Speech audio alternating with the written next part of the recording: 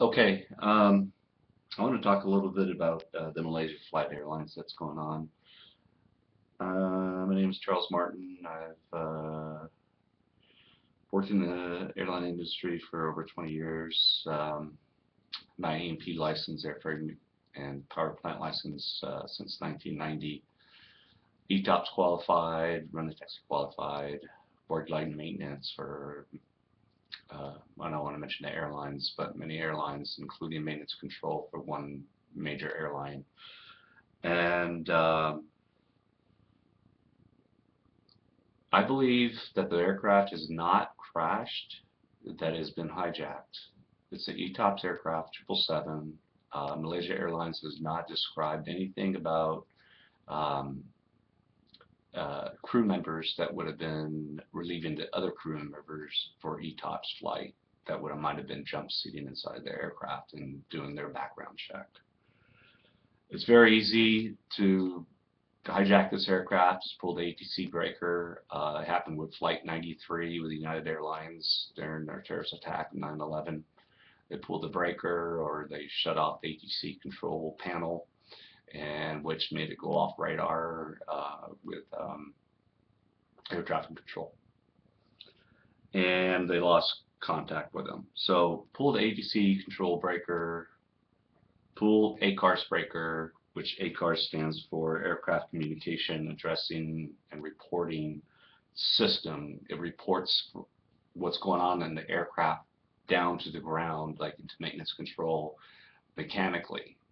And Malaysia Airlines not said anything about ACARS yet, which is very curious to me. Why hadn't they not done that or even given us the manifest of the crew members other than the two crew members that they've been discussing on the news? And they also decided to pull the SATCOM breaker, the satellite communication breaker, and disappear. Their last communication was a waypoint. After flying over water for a certain distance, you lose radar contact. So you go to ATC and you give waypoint check-ins, and you say where you're at, what altitude, what heading, and they tell you which channel to switch to, and you switch to that, and you say, hello, this is Flight Malaysia Airlines 370, we're at Flight 370, heading, I don't know where they're heading, what it might have been, and everything's clear. So none of this has been discussed. All that's been discussed is an airplane has crashed. This airplane, to me, has been hijacked. Um, it's my philosophy. It's happened with 9/11, and I don't see why it could not happen with this aircraft. Most of the flight crew were Chinese. Um, maybe maybe the aircraft could be hijacked to North Korea. Who knows? It could be on a ramp in North Korea with some bad ties with China right now, along with the U.S. So I think that that the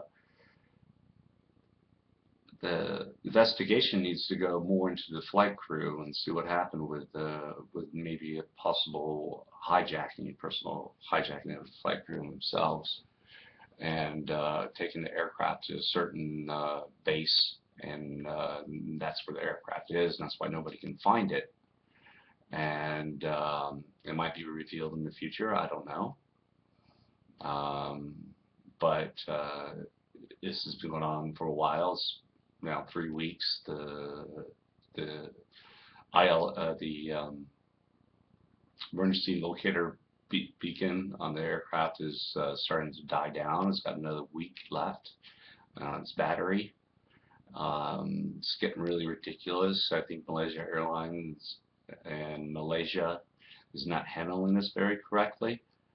Um, and once again, my name is Charles Martin. I also have an education in aircraft maintenance, and I hope it's useful to other people to see that maybe there's something else going on around here other than an aircraft accident.